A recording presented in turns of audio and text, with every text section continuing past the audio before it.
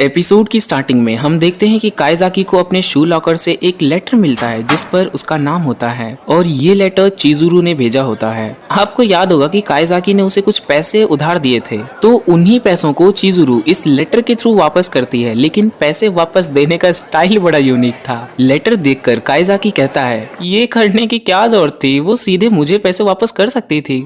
इसीलिए वो सीधे चिजुरू से जाकर ही पूछ लेता है कि तुम मुझे पैसों को सीधे वापस कर सकती थी, ये लेटर लिखने की क्या जरूरत थी।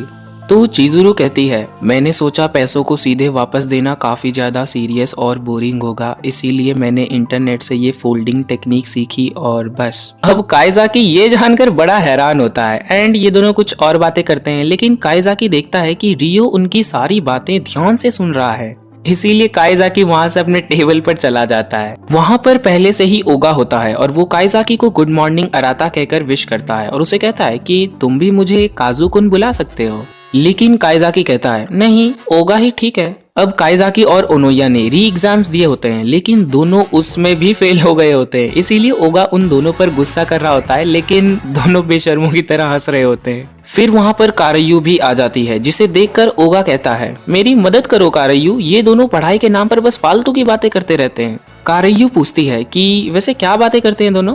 ओगा कहने वाला होता है कि ये दोनों हमारे बारे में ही बातें करते हैं कि हम कहाँ कहाँ घूमने जाते हैं, लेकिन ओनोया और काइजाकी उसे बीच में ही रोक लेते हैं और काइजाकी कहता है कि तुम ये बात उसे कैसे बता सकते होगा, और ओनोया कहती है कि तुम उसे ये बताना ही क्यों चाहते हो।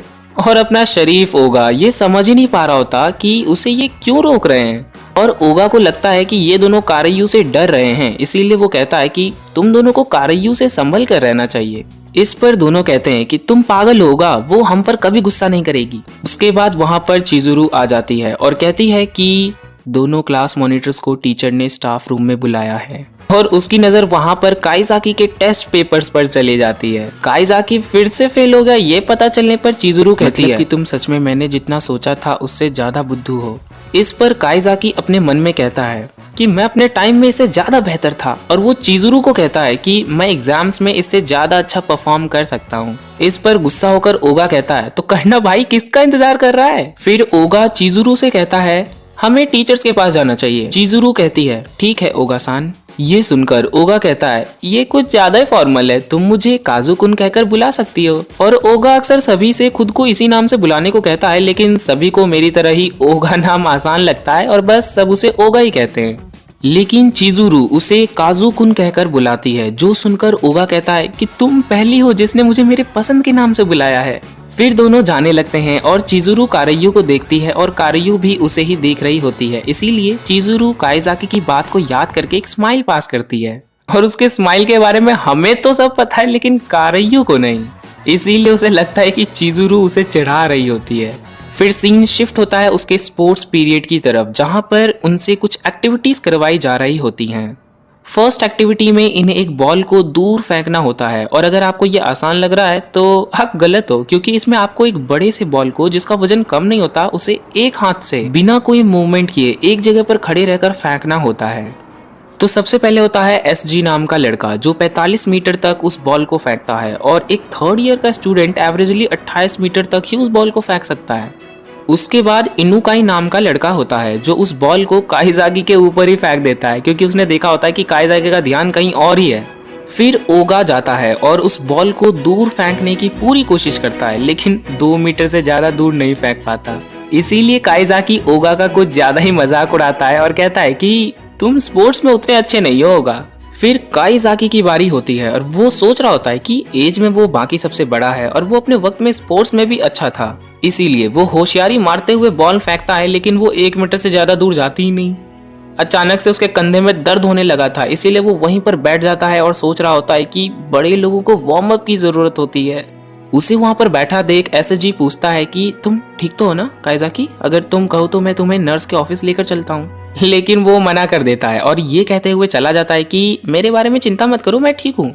अब काइजाकी ने ओगा से भी कम दूरी तक बॉल फेंका होता है, तो अब समझ ही जाओ ओगा क्या करेगा, अपने बेइज्जती का बदला तो लेगा ही। एंड देन ओगा कहता है कि तुम तो पढ़ाई में गधे थे, लेकिन तुम तो स्पोर्ट्स में भी गधे ही निकले। इस पर काइजाकी कहता है बस करो ओगा, तुम जितने जवान हो उतने ही बदमाश भी हो। ओगा कहता है बकवास मत करो काइजाकी, हम सेम एज के हैं। उसके बाद गर्ल्स का 50 मीटर रेस का सीन दिखाया जाता है जिसमें कारायू 7.38 सेकंड्स में ही रेस कंप्लीट कर लेती है। काइजाकी और ओगा इन्हीं को देख रहे होते हैं। काइजाकी ओगा को टीज करते हुए कहता है कि कारायू तुम्हारी तरह नहीं है, वो स्पोर्ट्स में भी अच्छी है। ओगा कहता है अब बस करो काइजाकी और उस लड़की को देखो। ओगा तमाराई की बात कर रहा होता है और उसने सिर्फ 6.78 सेकंड्स में ही रेस कंप्लीट किया होता है। फिर ओगा बताता है कि तमाराई और कारायू बचपन के दोस्त हैं और वो काफी अच्छे दोस्त हैं और ये दोनों वॉलीबॉल टीम में भी हैं। तमाराई कैप्टन है और कारायू वाइस कैप्टन है। कारायू अपने और तमाराई के स्टैट्स को कंपेयर कर रही होती है। कारायू हर चीज में बेस्ट बनना चाहती है, इसीलिए वो सबसे कंपटीशन करती रहती है और खुद को औरों से कंपेयर करती रहती है, जो कि गलत बात है। आप कंपटीशन करो लेकिन कभी भी खुद की तुलना किसी और से नहीं करनी चाहिए, क्योंकि हो सकता है कि आप किसी और चीज में बेस्ट हो और सामने वाला किसी और चीज में। इसीलिए कभी भी खुद की तुलना दूसरों के साथ मत करो और इस चैनल को सब्सक्राइब करके बेल आइकन को प्रेस कर दो ताकि आपको ऐसे ही और भी वीडियोस की नोटिफिकेशंस मिलती रहे। तो बढ़ते हैं कहानी में आगे।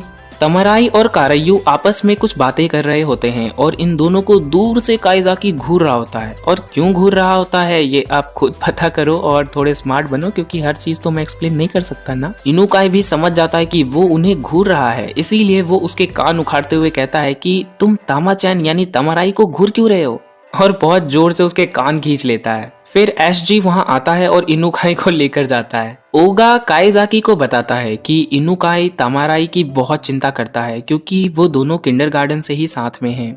उसके बाद हम चिजुरू को देखते हैं जो कारायू को बुलाती है, लेकिन वो उसका नाम नहीं लेती। वो कहती है हे तुम जिसने 7.38 सेकंड्स में रेस कंप्लीट किया था। कारायू ये सुनने के बाद पीछे पलटती है और कहती है कि मेरा नाम भी है, तुम उसका इस्तेमाल करो ना। लेकिन चिजुरू कारायू से कहती है कि मुझे तुम्हारा नाम नहीं पता।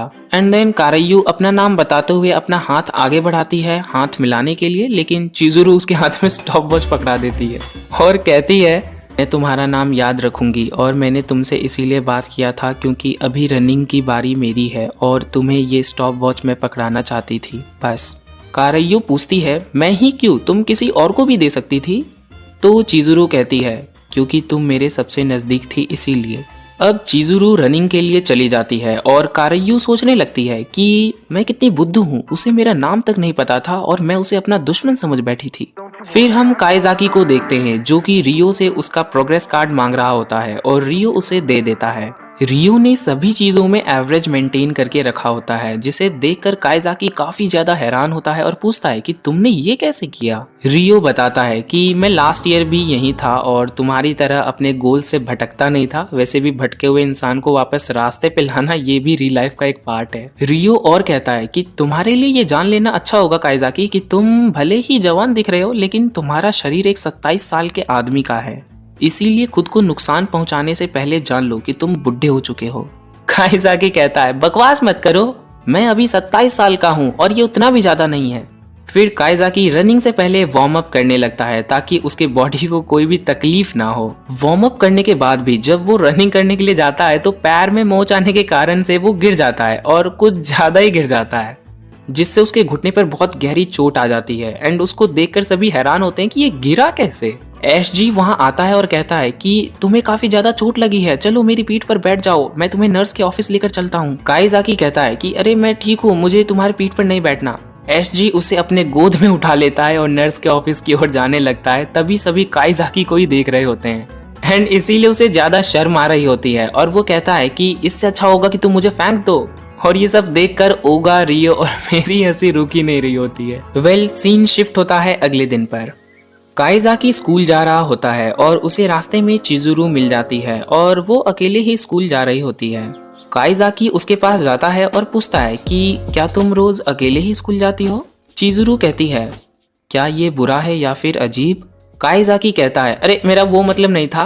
फिर चिजुरू उसे पूछती है कि तुम्हारे घाव अभी तक हील क्यों नहीं हुए, क्या हुआ, एक टीनेजर के लिए क्या ये आम बात है। बढ़ती उम्र के साथ बॉडी का इम्यून सिस्टम कमजोर हो जाता है, इसीलिए काइजाकी के घाव अभी तक हील नहीं हुए होते हैं, लेकिन ये बात वो उसे कैसे समझाए।